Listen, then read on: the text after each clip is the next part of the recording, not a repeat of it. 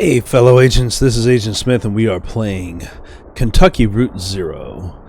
So in the previous episode we got through all of our stuff in the end of Act 4 and we went into the segue in between, which was the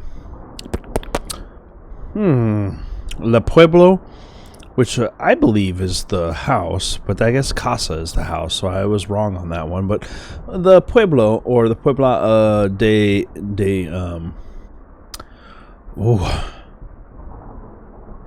end? The house of the end? The house of death? The house of death, the Muerte. So anyway, so we're going to continue on with this and see where it leads to, and hopefully this is not just going to be at the end of the next video or the previous video. So we'll go ahead and continue with the storyline and see what's up next. Oh good. Standing water on a floor and a hole in my boot.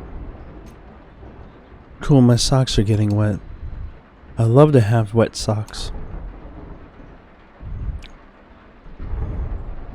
The rain is getting more and more intense in this place too. Looks like the ceiling panels are swelling a little. Is that really happening? Are we about to get drenched? Is this really happening? Yeah.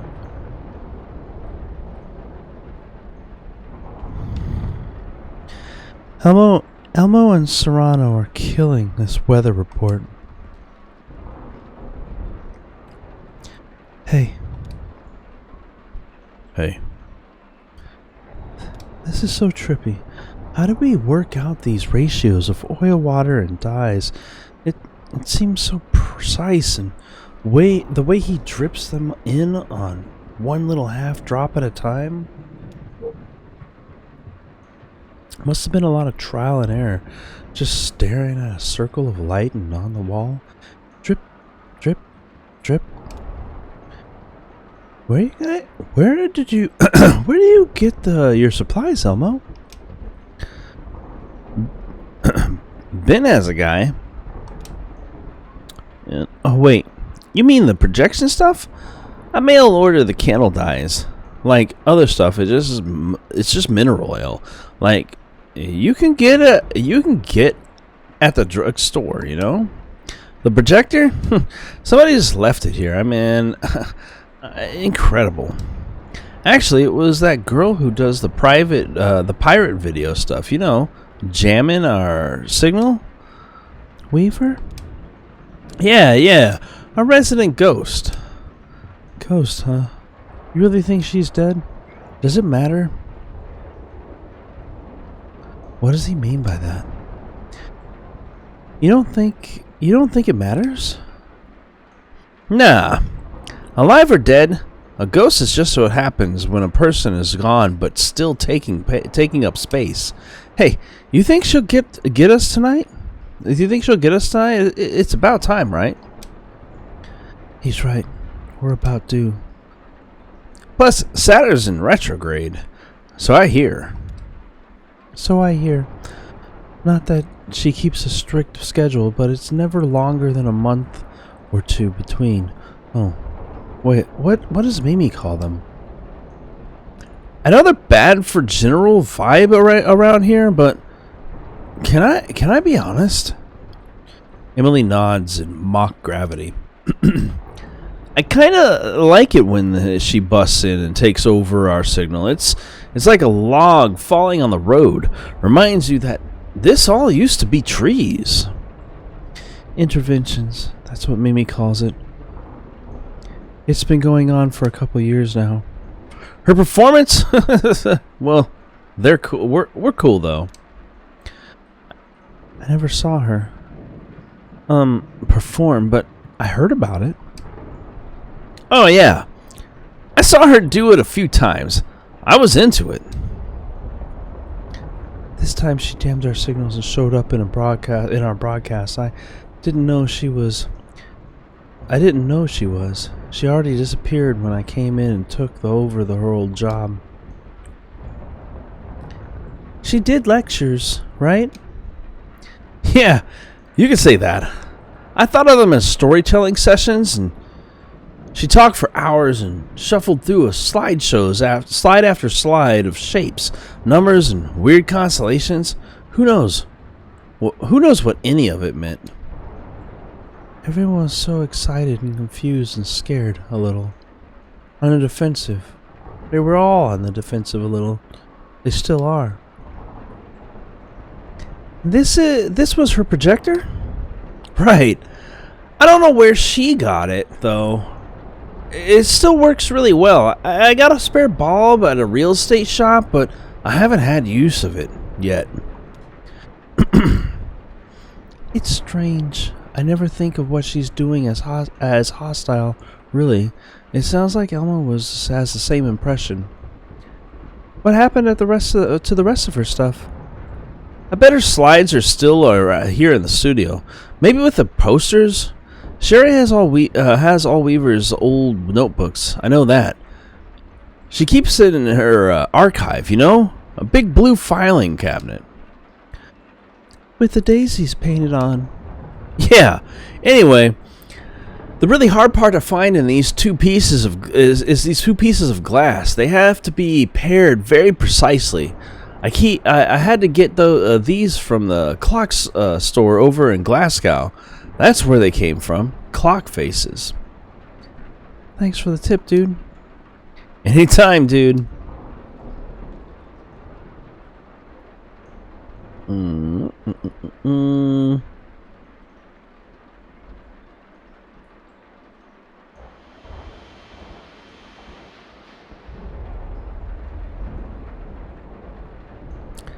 Back to you, Rita. Thanks, Elmo. Thanks, Elmo and Serrano. So next we have a selection from the video data bank. You're gonna like this one, Maya. This one's about caves. Oh, yeah, local caves. We play this one a lot. It's pretty cool. The telephone rings. Oh, we have a phone call. Should we get it now or should we wait? We'll get it now, okay? Rita presses a button on the telephone next to her. Hello, WEVP.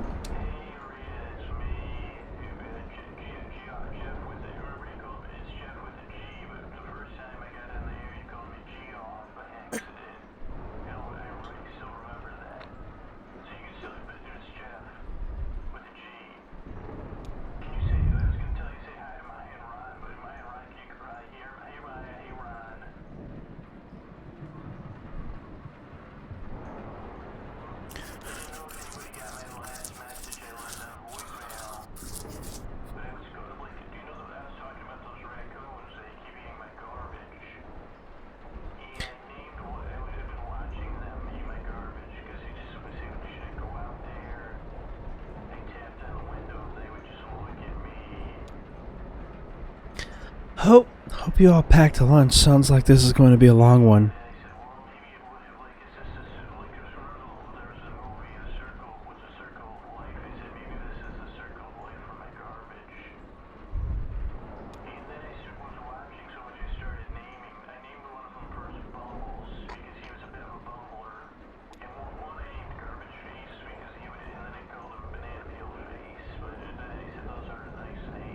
They could be okay. I wander around a bit.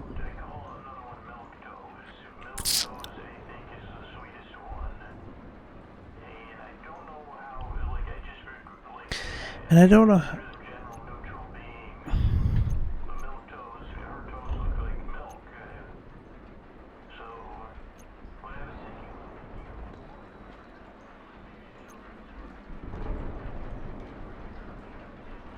Hey, babe. A snap and then a chitter. Did you know, Weaver? A few caws and a caw. Oh, really? Was she nice to you? Chitters. Well, that's good to hear. You make her sound so normal. Talk to anyone else and it's like she had a second head. One of our little mysteries, like the out-of-towner. A single enigmatic coup. Oh, really? Did you know them well? A couple caws and then a pause, as if more are coming, but they never do. Wow, I had no idea. Whistles.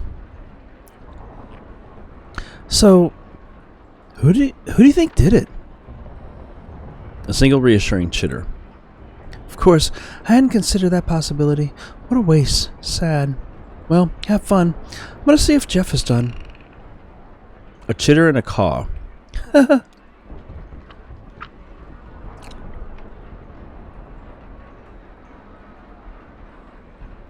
Someone, Mimi I think, was tracking Weaver's appearances here.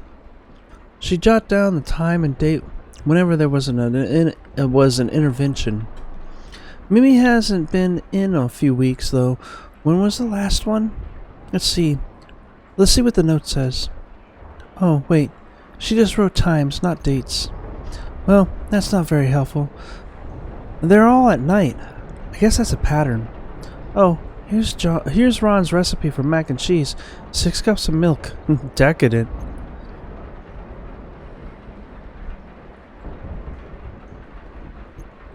No leaks. I had a bad feeling that the situation won't last. Soon I'll be scouring for a chart to protect the video databank.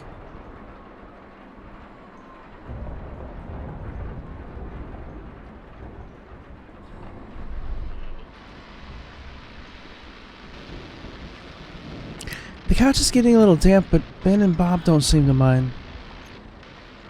Probably too wrapped up in their project. Bob had some theories about Weaver's broadcast. He was considering how she might be tapping into our wires here in town. He built a model like a proof of doubt. This big metal box you could wire up and use to take over our signal. It actually worked. But the thing needed too much power to run. Even a car battery could only keep it going for a few seconds. Weaver's broadcast just loops and loops, sometimes for hours. Consolidated Power doesn't pay any attention to this town anymore, but they still have us on a strict energy budget. There's no way she's plugged into the grid.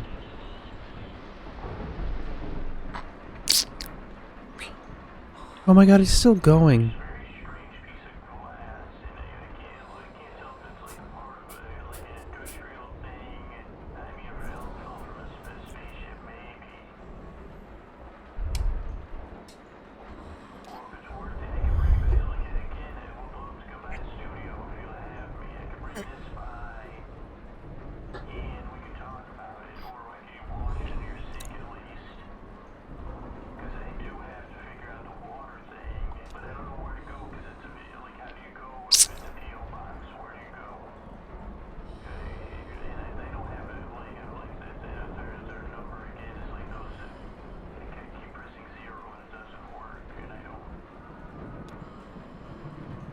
Oh shit, the line's dead. The phone lines are such a mess here. Hello? Was that the storm? Or was it the damn phone line?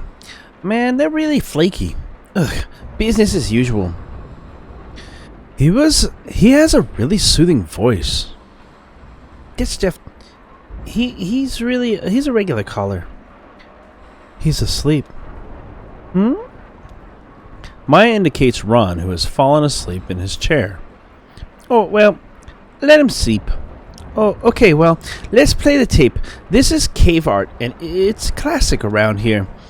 I'm excited. Looks like Mo's got this one all queued up. Way to go, Mo. I should let Maya enjoy the tape. So if Weaver is a ghost, by some agreed-upon definition of mechanics, that means WEVP-TV is haunted. Should we do something about that? Aren't you supposed to, like, have an exorcism or something? I mean, you can't just leave a place haunted. That would be negligence. I'd miss her, though. I guess there are good ghosts and bad ghosts, like spiders, good in the garden, but bad in the shower. A loud crashing noise from outside wakes Ron up. What the hell? What was that? I'll check it out. Yikes. Should we go help? Oh no. He's Oh, the tape is over. What did you think? That was great. Yeah, I like that one too. I kind of... That sounded pretty close. Oh no, is the power out or just the lights? I don't know. I don't know. It's like... I'll take a look. Maybe a fuse blew on a relay or something. Some scared rat chewed a wire. Abandoned ship. Just kidding. Guess I'll take a look around and see if anything's smoking. Our little town must have seen even more romantic now, huh? I guess it's up to me to figure out what's going on here. If it survives the night, guess it's up to me to figure out what's going on here.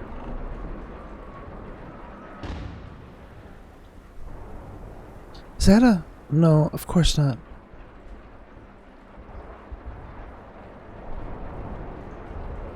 Lightning flashes in the dark makes it look like a slideshow out there. There's my summer vacation... Oop.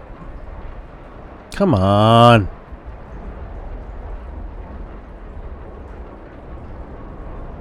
My summer vacation in the ghost town.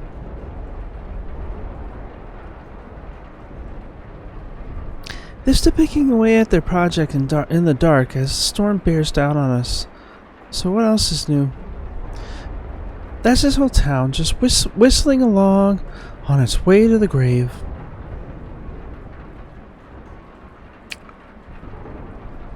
Poor thing, she's soaked. Are you having trouble with? Oh, I spoke too soon. I thought your power was out. Yeah, it just came back on. Weird. Good though. Made it in this storm? Oh, I'd never miss the evening broadcast, to be honest. It's the only time I get to share my work. Nikki still carried a torch for the out-of-towner. Sure, of course, that's great. Wow, it's pouring out there. I think they have paper towels over by the set. Oh, thanks. Well, ready to go? Ready. Okay, the ceiling is falling apart. Doesn't bode well for the roof. Some of the studio wiring is puddles now. That's dangerous, right? Nobody else seems concerned about it. Okay, I'm just gonna pretend I didn't see that.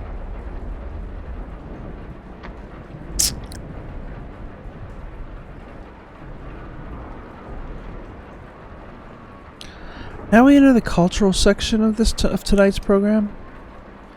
Did you fix it? Just came back on its own. It'll just take a second for the equipment to warm back up, and we'll be on the air again. Spooky. Oh, it just came back on its own. It'll just take a second for the equipment to warm back up, and we'll be back on the air again. It's spooky.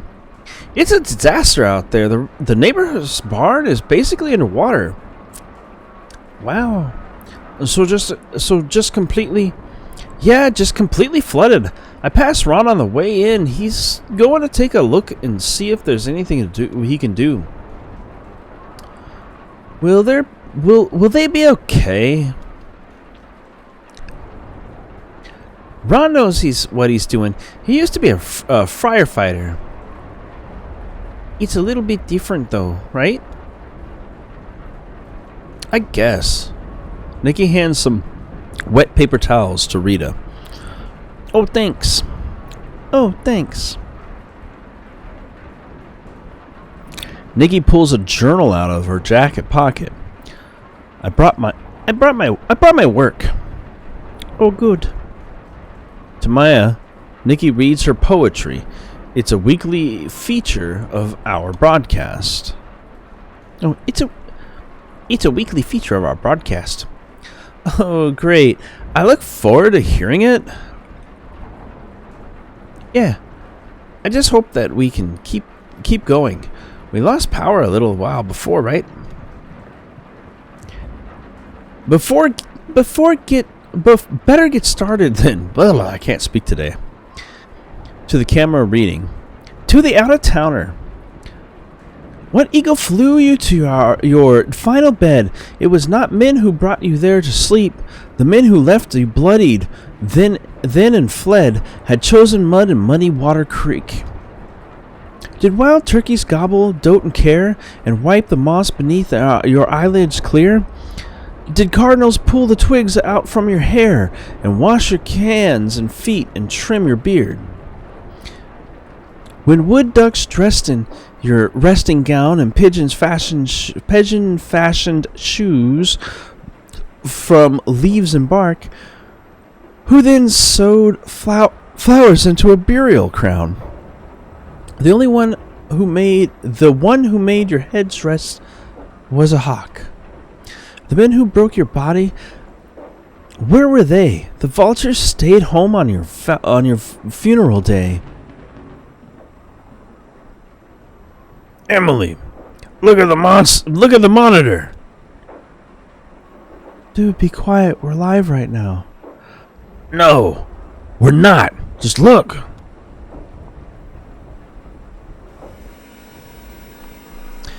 That's not our broadcast.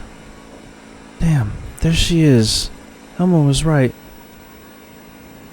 What's wrong? It's her, Weaver. Oh, really? Tonight? Sorry about this, Maya. What's going on? Local prankster. She jams our signal every once in a while, whenever the stars are aligned. Prankster. Not the word I would use. Damn. So, what do you do about it? Just wait until she's done. We've never been able to stop her from jamming us. We don't even know how she does it. We should be back on in a minute, though. Don't worry. Ah, thank goodness. I think I'm actually towards the end of this. And although this one might be a bit short, this seems like it just might be the right length. Man, that segment and these mid-segments sometimes are very, very, like, story-driven. It sounds like the storm blew a glass window right out. So, it's an interesting little segment. It had to be in 2 episodes, partially one, the end of one, and pretty much all of this one, mainly for the fact that they're so different. So, I think, although this one will be excessively short for my normal time frames of 30 to 40 minutes on these, I think this will be a great time for me to stop, as we're about to head into Act 5, which should be the conclusion to the storyline, which will, at this rate, probably be something like 15 more episodes, but, you know, they run long, but nonetheless, we should probably be close to, we're definitely winding into the home stretch of the storyline, and it's not that I don't enjoy it. It is fucking amazing. It's probably one of the best games I've played, and the story is so good. I just am having trouble following the point of it all, so. But nonetheless, I hope that you enjoyed this so far, and if you guys are interested in seeing what's going to be the ending conclusion, by the look of it, with 2 more dots on the circle, we probably have about 50% of this to go. So I would say, let's see, what is that? 1, 2, 3, 4, 5, 6, 7, 8. Yeah, there's 10 of them. So we got about 20% of the story to go on. And yeah, if you're enjoying the story that we have so far, well then I will see you all in the next episode of Kentucky Route Zero. Have a great day. Oh, hey. I see that you guys are done with this video. Hope you guys enjoyed it, and if you did, you can see another one over here on the right hand side. And of course, we've also got one on the left as well. Anyway, I hope you enjoyed, and I'll see you all next time.